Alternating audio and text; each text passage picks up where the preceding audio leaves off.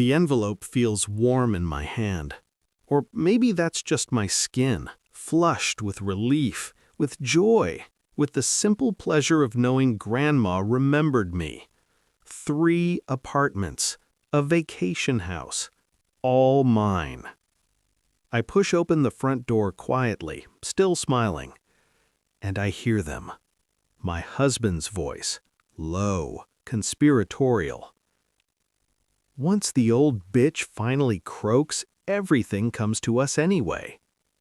I freeze. My mother-in-law laughs, that cold, brittle sound I've heard 1,000 times at family dinners.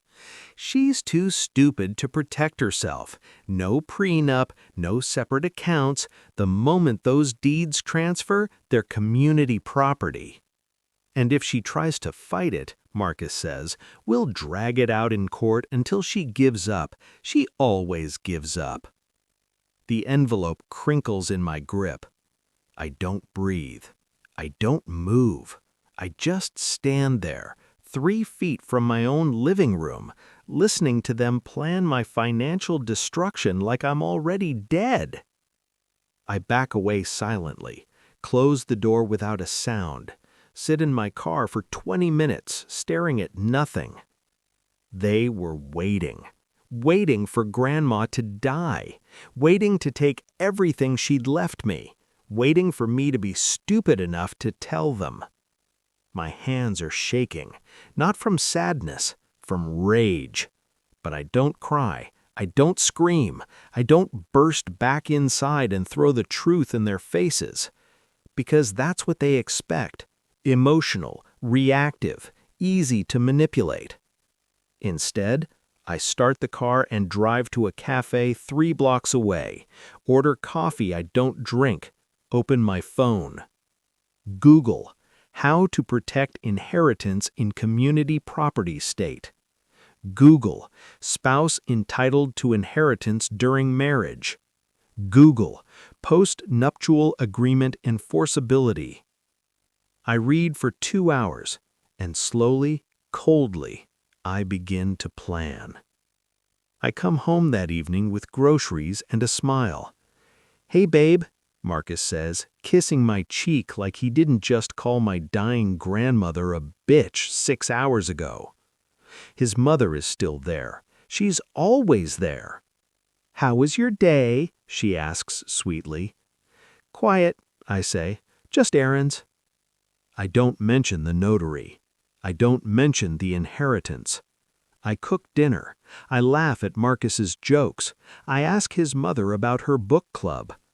And the entire time, I'm watching them. The way she touches his shoulder, the way he glances at her before answering my questions. They've been planning this for months, maybe years. I excuse myself early, tell them I'm tired, go upstairs and close the bedroom door. Then I call my lawyer. "I need a post-nuptial agreement drafted," I say quietly, "and I need all inherited assets classified as separate property, retroactive to today's date." That might be tricky. I don't care. Make it ironclad. Silence. "Okay," she says. "We'll start tomorrow."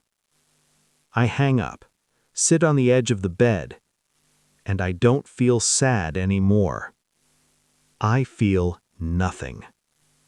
It takes 3 weeks, 3 weeks of playing the fool, 3 weeks of smiling while Marcus casually asks if Grandma left a will, while his mother suggests I keep things simple and put everything in joint accounts. For safety, she says.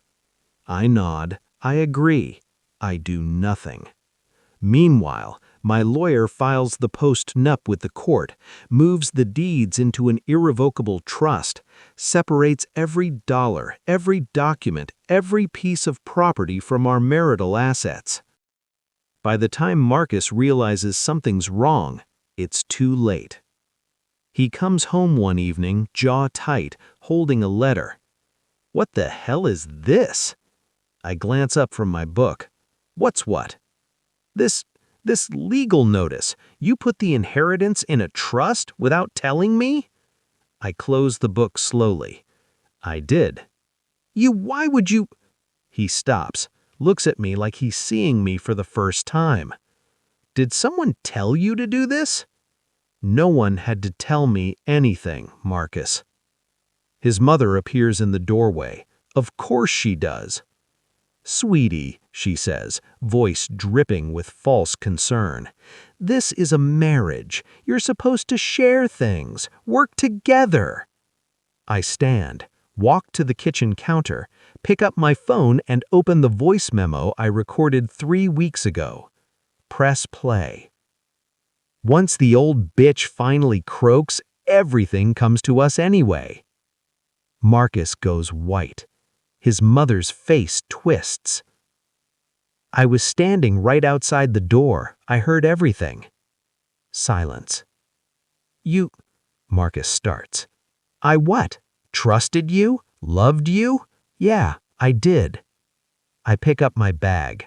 The post-nup is filed. The trust is irrevocable. If you want a divorce, you're welcome to file. You'll get exactly what you brought into this marriage. I look at his mother, which is nothing. I move out the next day. Marcus calls 47 times. His mother sends texts about misunderstandings and taking things out of context. I block them both. The divorce is finalized in 6 months. He tries to fight it, tries to claim I hid assets, manipulated documents, acted in bad faith. The judge listens to the recording, rules in my favor. Marcus gets nothing.